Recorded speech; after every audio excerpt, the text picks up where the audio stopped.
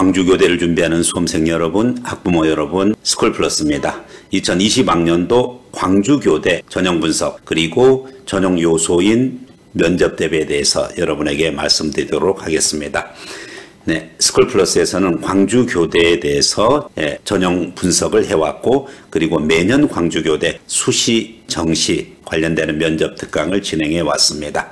광주교대를 통해서 교사의 꿈을 실현하고자 하는 여러분들을 위해서 2020학년도 정시 전형 분석 그리고 대비책 들어가도록 하겠습니다. 광주교대는 118명의 인원을 정시 나군으로 모집을 하고 있습니다.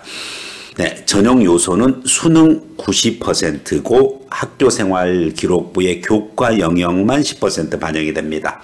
수도권에 있는 교대들이 수능 100%인 반면에 광주교대는 생활기록부의 교과가 10% 반영된다. 그래서 총 1000점 만점으로 1단계 2배수, 즉 200%를 선발하고 2단계에서는 1000점 만점을 900점으로 비중을 축소하고, 즉 90%화 되고 면접 100점을 추가함으로써 10%에 해당하는 면접을 부과함으로써 최종 선발을 합니다. 10%이기 때문에 비중이 크지 않을 수 있습니다만은 1단계에서 2배수 기준으로 해서 합격한 학생들은 수능 성적과 학교생활기록부가 촘촘하게 분포되어져 있을 것으로 판단되어지기 때문에 마지막 면접이 당락을 좌우하는 요소가 될 수가 있습니다. 그렇기 때문에 면접평가 요소에 대해서 여러분들이 주목할 필요가 있습니다. 문제 해결 능력, 인성 및 교직 적성, 그리고 기초 소양 및 태도 관련해 가지고 여러분을 평가하는데, 문제 해결 능력은 심층 면접이라고 보시면 되겠습니다. 교직 인성과 교직 적성, 그리고 교사로서의 소양과 태도를 평가한다. 그렇다면 구체적으로 어떤 부분이냐? 면접은 사전에 출제한 공통문항 3, 4문항입니다. 이 부분이 바로 2019년도에 출제되어져 있던 공통문항입니다. 그래서 문항 1, 문항 2, 문항 3, 문항 4 이와 같이 3개에서 4개 정도의 문항이 출제된다. 일단은 이렇게 아시고, 그리고 이와 같은 공통문항을 통해 초등교사로서 직무를 원만히 수행할 수 있는지를 평가자가 질문하고 지원자가 답변한다. 그래서 초등교사로서의 직무수행 능력 부분을 평가하겠다. 별도의 사전 제시문 및 교과 풀이형 문항은 없다. 네. 공통문항을 가지고서 하는 거지, 사전 제시문, 여기서 말하는 제시문이라는 것은 단순한 문항이 아니라 길게 장문의 제시문을 준다든지 교과를 풀이하는 그와 같은 형태의 문제는 원칙적으로 면접에서 출제가, 특히 풀이형 문제는 금지하고 있기 때문에 그와 같은 문제는 출제하지 않는다는 그와 같은 점을 확실히 밝히고 있습니다. 면접 당일에 유의해야 될 것이고, 면접 일정은 1월 18일 토요일 날 2020학년도는 이때 예정이 되어져 있습니다. 여러분들이 따라서 공통문항을 볼 필요가 있습니다.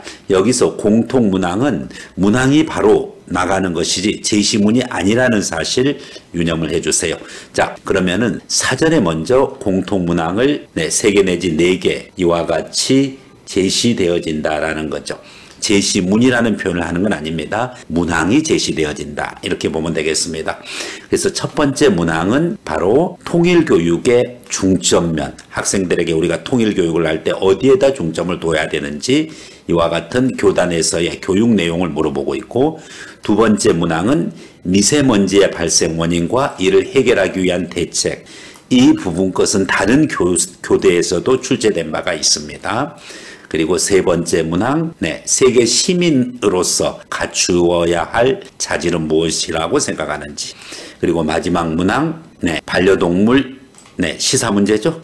케어 관련한 그와 같은 시사 문제인데, 반려동물을 유기하거나 안락사를 시킨 등의 문제가 논란이 많은데 이 문제의 원인과 해결책에 대해서 말해보라. 이와 같이 4개의 문항이 출제됐습니다. 문제가 바로 제시되어진다. 제시문의 형태는 아니다.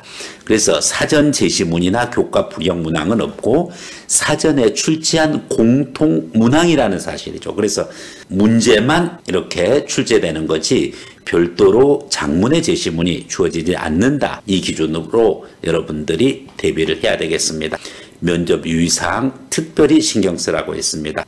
면접 기출을 통해 가지고 여러분이 문제 유형을 익힐 수는 있습니다. 그래서 통일교육의 중점 내용에 대한 브레인스토밍이 여러분이 있어야 되고, 그와 같은 브레인스토밍을 통해 가지고서 완결된 형태로 답변할 수 있는 연습이 절대적으로 필요합니다. 남북 정상회담이 열리고 스포츠 대회에 남북 단일팀이 참가하는 등 통일의 의지가 높아지고 있다. 통일교육을 한다면 어떤 면에 중점을 둬야 되는지 말해보시오. 단순하게 어떤 내용, 중점 하나만을 이야기하는 것은 내용 구성에 있어서 빈약할 수가 있습니다. 가능하면 2개, 3개 정도까지 들어주면 좋겠습니다. 네, 제가 생각하는 통일 교육에 있어서 이 중점 사항은 다음에 3가지로 요약될 수 있습니다.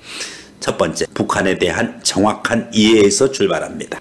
북한의 정치, 경제, 사회의 구조적인 측면에 대해서 좀 더 면밀하게 교육을 해서 학생들이 북한에 대해서 알아가는 요소가 중요하다고 생각합니다.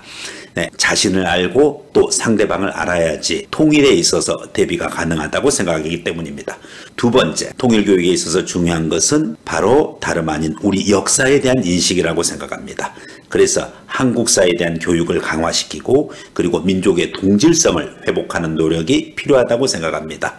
통일 자체보다도 통일 후에 후유증이라든지 통일 비용, 또 통일 후에 정체성의 이질화 현상을 극복하는 것이 중요하기 때문에 여기서의 핵심은 한국사 교육이 우선돼야 된다고 생각합니다. 3번째로 통일교육의 중점 사항으로서는 다름 아닌 보편적 가치가 무엇인지에 대한 것입니다. 즉 북한이 추구하는 이념과 가치가 있고 대한민국이 추구하는 이념과 가치가 오랫동안 분단 국가로서 많은 이질화가 있었을 것입니다. 따라서 우리는 보편적 가치를 여기서 찾아내고 이와 같은 보편성을 기준으로 북한과 그리고 대한민국 국민이 서로 하나가 될 수 있는 방향을 제시하는 교육이 필요합니다. 따라서 저는 통일교육에 있어서 중점사항으로서 북한에 대한 철저한 이해, 북한에 대한 정확한 이해, 그리고 한국사 교육을 통한 역사의식의 함양, 그리고 3번째, 보편적 가치의 추구를 통해 가지고 통일의식을 추구해야 된다라는 이와 같은 3가지의 중점을 둬야 된다고 생각합니다. 이런 식으로 완결된 답변이 돼야 됩니다. 즉 발표식으로 답변할 수 있는 능력이 있어야 돼요. 그러면 또 추가적으로 면접관이 질문하겠습니다. 그러면 그 질문에 대해서도 역시 논리적으로 답변할 수 있는 그와 같은 능력을 갖춰가는 것이 필요하다.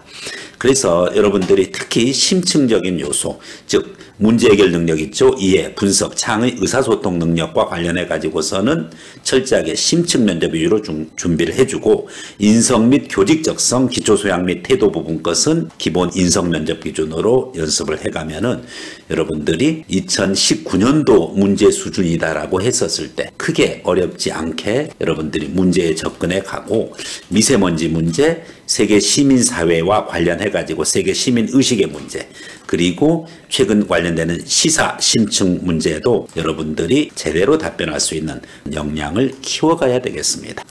네, 광주교육대학교 교사의 꿈을 실현하고자 하는 여러분들에게 기회를 줄 것입니다. 일단은 그 관문을 먼저 통과해야 될 것이고, 그리고 스쿨플러스에서는 여러분과 같이 교사가 되고자 하는 꿈을 실현하고자 스쿨플러스 멘토 선생님들과 함께 광주교대 입시과정을 준비했습니다. 특히 파이널 면접 대비라든지 또한 전형 분석이라든지 이와 같은 것을 통해서 여러분이 광주교대에서 초등교사의 꿈을 실현하는데 모의 면접 과정 등을 통해 가지고 스쿨플러스에서 도와줄 겁니다. 여러분의 건승을 기대합니다. 고맙습니다.